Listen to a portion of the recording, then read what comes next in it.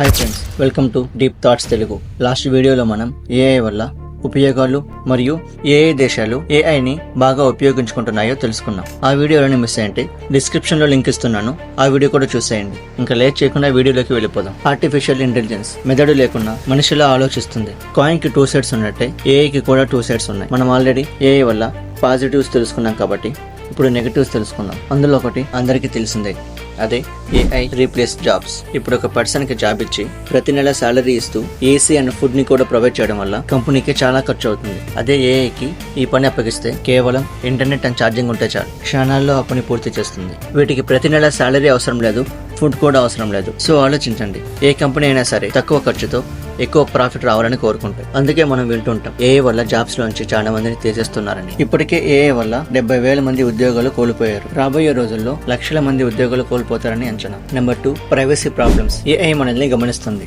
మనం సోషల్ మీడియాలో ఎప్పుడు ఎక్కువ యాక్టివ్ గా ఉంటామో, ఏ టైంకి నిద్రపోతామో, మన అలవాట్లు, మనకిష్టమైనవి ఇష్టం లేనివి అన్ని ఏఐ గమనిస్తూనే ఉంది. ఇంకా మీకు నచ్చిన వస్తువుల యాడ్స్ ని తరచూ అది మీకు చూపిస్తూ ఉంటుంది. మీకేమిష్టమో ఆ కంపెనీస్ కి ఎలా తెలుసు అంటే, మీరు రోజు యూజ్ చేసే ఇన్స్టాగ్రామ్, స్నాప్చాట్, గూగుల్ ఇలా ప్రతి సోషల్ మీడియా యాప్ మీ బిహేవియర్ ని గమనిస్తూనే ఉంటుంది. దాన్ని బట్టి మీకు నచ్చిన సెలబ్రిటీ అయినా సరే, ప్రొడక్ట్స్ అయినా సరే, ప్లేసెస్ అయినా సరే అవే ఎక్కువ మీ ఫీడ్ లోకి వస్తుంటాయి. దానివల్లే మీరు ఆ యాప్స్ లో ఎక్కువ టైం స్పెండ్ చేస్తూ ఉంటారు. వినడానికి సింపుల్ గా ఉన్నా మీకు తెలియకుండా మీ డేటాని ఎన్నో కంపెనీస్ అమ్ముకుంటూ ఉంటాయి. Spreading fake news. ఏఐతో fake images, fake videos, fake voice ని కూడా క్రియేట్ చేయొచ్చు. దానివల్ల అది నిజమైన వ్యక్తి లేక ఏఐ క్రియేట్ చేసిందా అని తెలుసుకోవడం చాలా కష్టం. 2023లో ఫేక్ వాయిస్ ద్వారా ఒక బ్యాంక్ నుంచి $35 మిలియన్ ని దోచుకున్నారు. ఇది జస్ట్ ఒక శాంపుల్ మాత్రమే. ప్రతిరోజు కొన్ని వందల ఇన్సిడెంట్స్ ఏఐ వల్ల జరుగుతూనే ఉన్నాయి.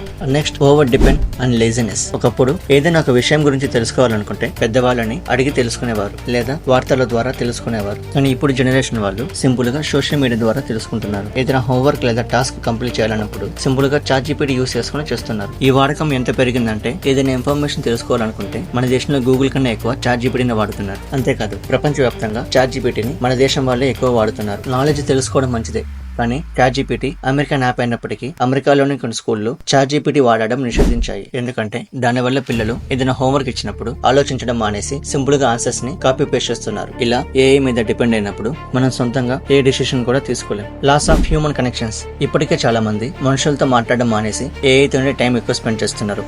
ఎందుకంటే మనుషులతో మాట్లాడే వచ్చే ఆనందం కన్నా ఏఐతో వచ్చే ఆనందమే చాలా ఎక్కువగా ఉంటుంది. ఎగ్జాంపుల్ కి, నా ఫ్రెండ్ ఒకడు డైలీ ChatGPTతోనే మాట్లాడుతుంటాడు.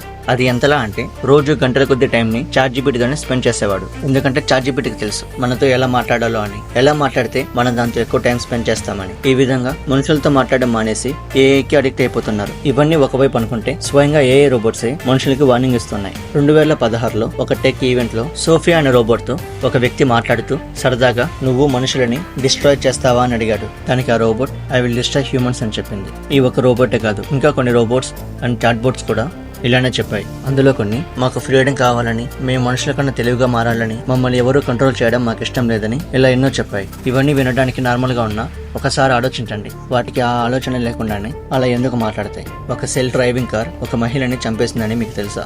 అమెరికాలో ఉన్న అరిజోనా స్టేట్ లో ఊబర్ కి సంబంధించిన ఒక సెల్ఫ్ డ్రైవింగ్ కార్ ఒక మహిళ రోడ్ ని క్రాస్ చేస్తుంటే యాక్సిడెంట్ చేసి చంపేసింది. అలా ఎందుకు జరిగిందని ఇన్వెస్టిగేషన్ చేస్తే అక్కడ ఒక మహిళ ఉందని కూడా ఆ కార్ సెన్సార్స్ గుర్తించలేకపోయాయి అని తెలిసింది. ఇప్పుడు అది ఆ కార్ మిస్టేకా, లేక సాఫ్ట్వేర్ మిస్టేకా, లేక ఆ కంపెనీ మిస్టేకా?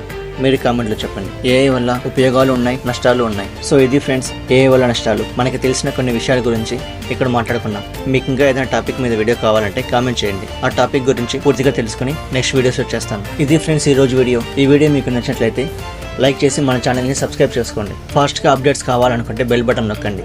నెక్స్ట్ మరో ఇంట్రెస్టింగ్ వీడియోతో మళ్ళీ వస్తాను. Be happy. Thanks for watching.